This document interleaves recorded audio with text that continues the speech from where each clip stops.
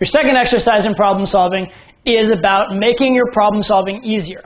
It's a lot easier to solve a problem before it happens than it is to solve a problem after it happens or while it's happening.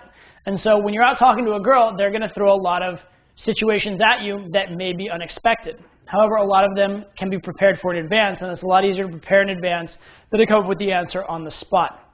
So what I want you to do right now is you're going to make two lists.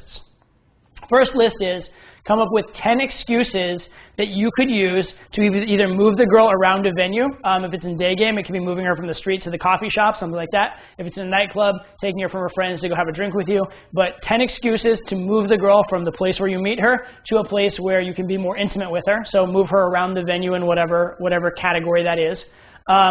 Or to move her back to your place. So 10 excuses to move her around within the context, or to move her to the next place or back to your place. So 10 different excuses that you can use. Write them out.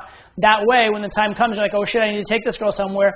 You may not have the perfect thing, but you've at least written something similar to it, and you have an idea of where you're taking it, right? You've done a little bit of homework to make the problem solving in field that much easier. Second thing that I want you to do, and this is the second list, is I want you to write out the 3 most common objections you get from girls. If you do try and take a girl home, what does she say? I have to get up in the morning, I'm not that kind of girl, I have to stay with my friends, I don't know you that well. There's all these different objections.